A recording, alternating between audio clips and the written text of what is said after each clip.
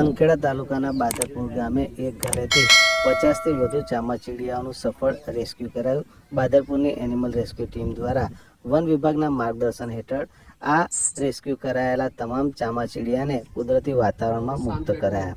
બાદરપુર ગામના દેસાઈ ફળિયામાં રહેતા બાલુભાઈ દેસાઈના નિવાસસ્થાને મોટી સંખ્યામાં ચામાચીડિયા જોવા મળ્યા હતા. સ્થાનિકોએ એનિમલ રેસ્ક્યુ ટીમ બાદરપુરનો સંપર્ક કર્યો હતો, જેથી એનિમલ રેસ્ક્યુ ટીમના સચિન પંડિત, સંજયભાઈ, લાલાભાઈ તાત્કાલિક સ્થળ ઉપર પહોંચી ગયા હતા અને સાવચેતીપૂર્વક આ 50થી વધુ ચામાચીડિયાનું સફળ રેસ્ક્યુ કર્યું હતું. આ સમગ્ર કામગીરી દરમિયાન વન વિભાગના કર્મચારી કુલદીપભાઈ હાજર રહ્યા હતા.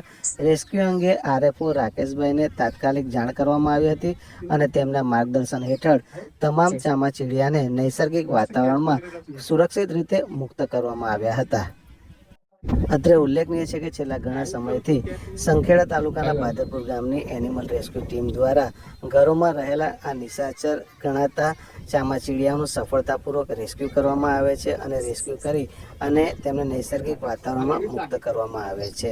આ કામગીરી બાદ જે મકાન માલિક હતા તે બાલુભાઈ દેસાઈએ પ્રતિક્રિયા આપી હતી. તેઓએ બાદરપુરની એનિમલ રેસ્ક્યુ ટીમના વખાણ કર્યા હતા. ઉપરાંત આ અંગે સચિનભાઈ પંડિતે પણ વધુ વિસ્તૃતમાં માહિતી આપી હતી.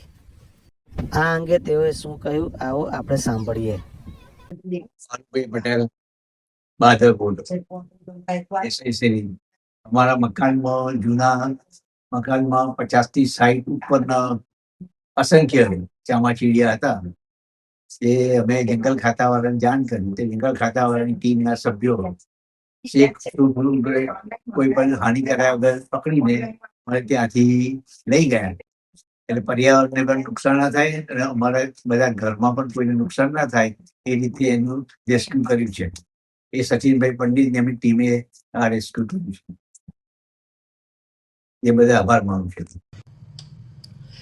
મિત્રો, એનિમલ રેસ્ક્યુ ટીમ બહાદરપુર દ્વારા આજે 50થી વધુ ચામાચીડિયાને બચાવી તેમને કુદરતી ઘરમાં પાછા મૂકી ચૂકી છે.